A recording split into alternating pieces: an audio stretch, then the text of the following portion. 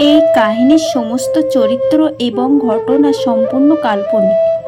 বাস্তবে জীবিত বা মৃত কোনো ব্যক্তি অথবা কোনো ঘটনার সাথে এর মিল থাকলে তা সম্পূর্ণ অনিচ্ছাকৃত এবং কাকতালীয়।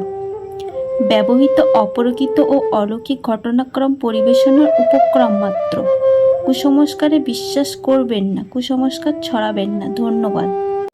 আপনারা দেখছেন হরর স্টোরি। আজকের গল্প লাশবাহী গাড়ি। গল্প পাঠে আমি দীপা। 2021 সালের জুলাই মাসের একটি মাঝরাত হঠাৎ আমার মোবাইল ফোনটা বেজে উঠল। ঘুম ঘুম চোখে কলটা রিসিভ করে ঘড়িতে দেখলাম রাত 1:30 বাজে। ইউজুয়ালি আমি ঘুমানোর আগে আমার মোবাইল ফোনটা বন্ধ রাখি, কিন্তু এই সপ্তাহে পুরোটাই ফোনটা অন রাখতে হয়েছে। কেননা হাসিন বস গেছেন দুবাইতে আমাদের মসজিদের ইউথ সেন্টারের ফান্ড রেজ করার জন্য। যাবার কালে তিনি আমাকে রিকোয়েস্ট করেছেন আমি যেন ফোনটি বন্ধ না করে রাখি। আমরা যেহেতু একসাথে কমিউনিটি ওয়ার্ক করি, সেহেতু তার অনুপস্থিতিতে হয়তো আমাকে কিছু অতিরিক্ত দায়িত্ব পালন করতে হতে পারে।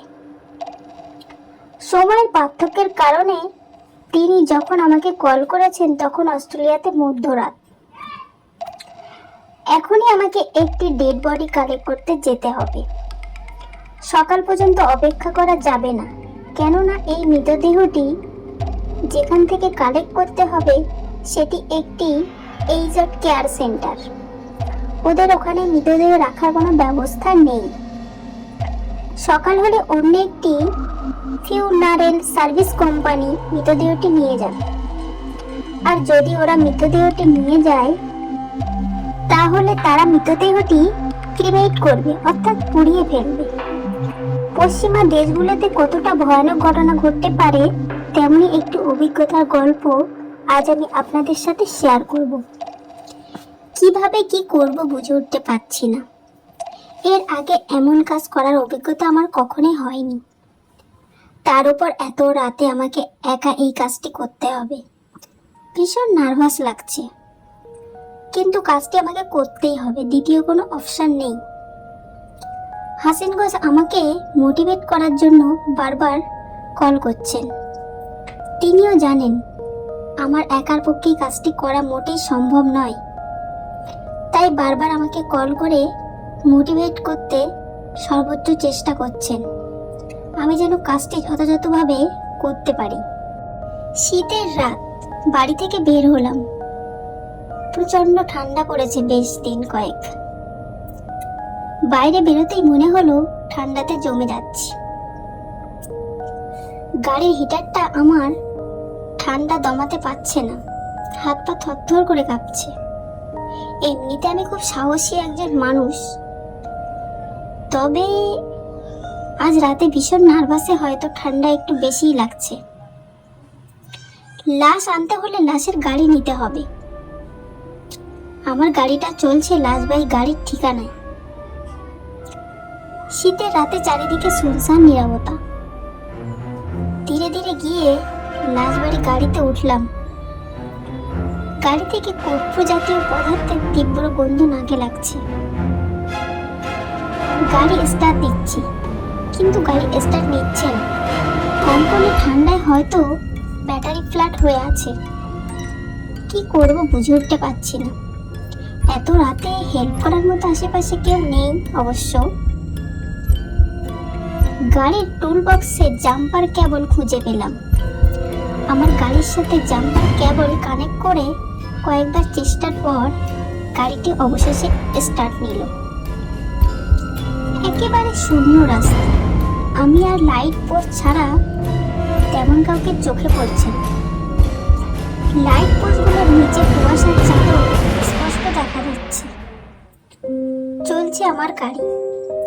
নির্দিষ্ট ঠিকানায় পৌঁছাতে 30-40 মিনিটের মতো সময় লাগলো। ঠিকানাতে পৌঁছে গাড়ির স্টার্ট বন্ধ না করে গেটের দিকে এগিয়ে গেলাম। ডোরবেল প্রেস করতেই একজন ভদ্রলোক এগিয়ে এসে ডোরটি খুললেন এবং জিজ্ঞেস করলেন আমি ডেড বডিটি নিতে এসেছি কিনা। নিজেকে মৃত ব্যক্তির ছেলে পরিচয় দিয়ে আমাকে ভেতরে যেতে বললেন। আমি স্ট্রেচারটি গাড়ি থেকে না নামিয়েই ভিতরে প্রবেশ করলাম।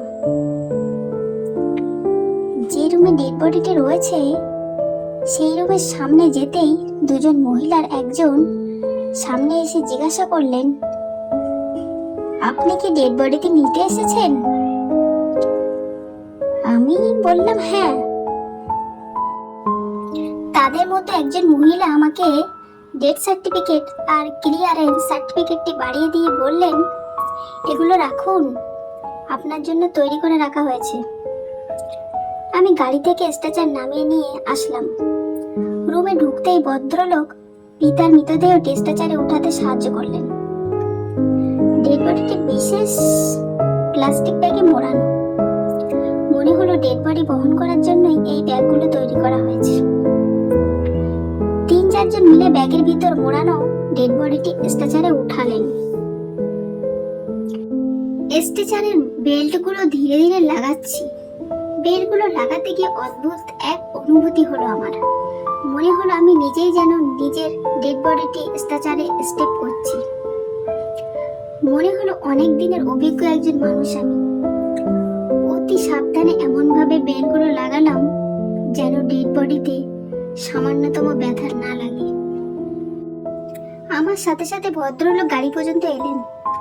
বললেন, হাসিনগঞ্জের সাথে আমি বিস্তারিত কথা বলেছি। সকাল 10টার দিকে যাবতীয় কাগজপত্রে স্বাক্ষর দিতে আসবো। আমি ডেড বডিটি গাড়িতে উঠালাম। নিশ্চিত হলাম স্ট্রেচারটি সঠিকভাবে লক করা হয়েছে কিনা। সবকিছু ঠিকঠাকই আছে। ফিরে আসছি আমি। এবার গাড়িটি চলছে মসজিদের দিকে। নিজের কাছে মনে হচ্ছে আমি নিজেই নিজের লাশটি বহন করে চলেছি। অজানা এক অন্যরকম অদ্ভুত অনুভূতি হচ্ছে আমার মনে। কিছুটা ভয়, কিছু অজানা ভাবনায় চালাচ্ছি লাশের গাড়ি। ভাবতে ভাবতে কখন যে মসজিদের সামনে এসে গেছি বুঝতেই পারি। সকাল তখন 4টা বাজে।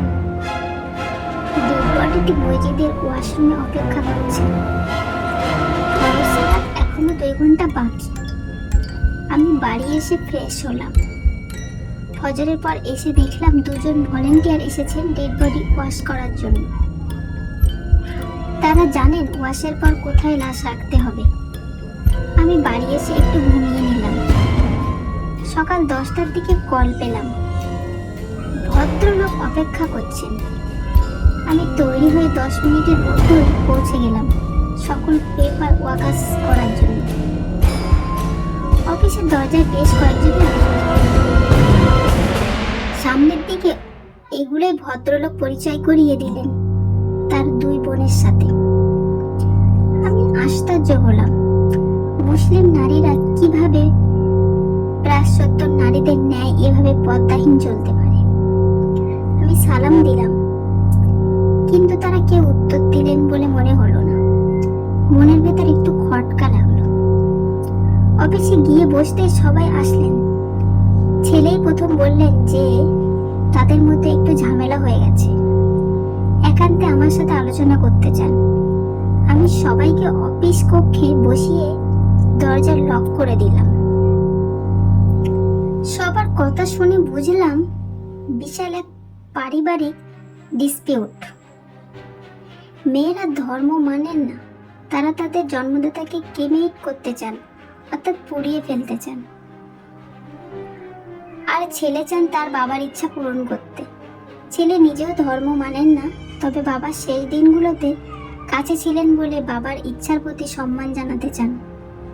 কিন্তু মেয়েরা চান মৃতদেহ পুড়িয়ে ফেলতে, খরচ যতই হোক। এটাই নাকি সবচেয়ে সহজ উপায়। বুঝলাম আমার পক্ষে এই কেস হ্যান্ডেল করা সম্ভব নয়। আমি 2 পক্ষকেই বললাম নিজেদের মধ্যে আলোচনা করে তাদের বাবার ইচ্ছাটি পূরণ করতে। তারা ঐক্যমতে পৌঁছাতে পারলেন না। 2 বোনের মধ্যে একজন রাজি হলেও অন্যজন কিছুতেই মেনে নিতে পারছেন না যে তার বাবা একজন মুসলিম ছিলেন এবং মুসলিম রীতিতে লাশের ব্যবস্থা হবে। তারা চলে গেলেন। আমি বিষয়টি মুসলিম কমিউনিটির সদস্যকে জানালাম। তারাও বিস্মিত হলেন এবং যার যার অবস্থান থেকে আপ্রাণ চেষ্টা করতে লাগলেন। 2 দিন পর হাসিনগঞ্জ ফিরে এলেন। তিনি সবই জানেন, নতুন করে আমার বলার কিছু ছিল না। তিনি সহ কমিউনিটির সিনিয়ররা পরিবারের সাথে কথা চালিয়ে যেতে লাগলেন, কিন্তু কোনোভাবেই সমাধান হচ্ছে না। এদিকে বাবার লাশ মসজিদের হিমঘরে সিদ্ধান্তের অপেক্ষায়। প্রতিনিয়ত আলোচনা শেষে প্রায় 10 দিন পর সমাধান হল। পরিবারের সবাই একমত হলেন, তাদের বাবাকে ক্রিমেট করা হবে না, ইসলামিকভাবে জানাজা দিয়ে কবরস্থ করা হলো। আমরা যারা প্রায়শ্চিত্ত বসবাস করি তাদের জন্য একটি বার্তা: আপনি যদি মুসলিম হয়ে থাকেন তাহলে নিজের ইসলাম পালন করুন এবং নিজের সন্তানদের সঠিকভাবে ইসলাম শিক্ষা দিন, তাদেরকে দিন পালনে উৎসাহিত করুন। এই পৃথিবীতে আমাদের জীবনের উদ্দেশ্য কি তা তাদেরকে শিক্ষা দিন, তা না হলে তারাও একদিন ওই সমস্ত হাজারো পরিবারের মতো প্রায়শ্চিত্ত হারিয়ে যাবে। আর যদি তারা হারিয়ে যায় তাহলে আপনাদেরকে তাদের এই পরিণতির ভাগীদার হতে হবে।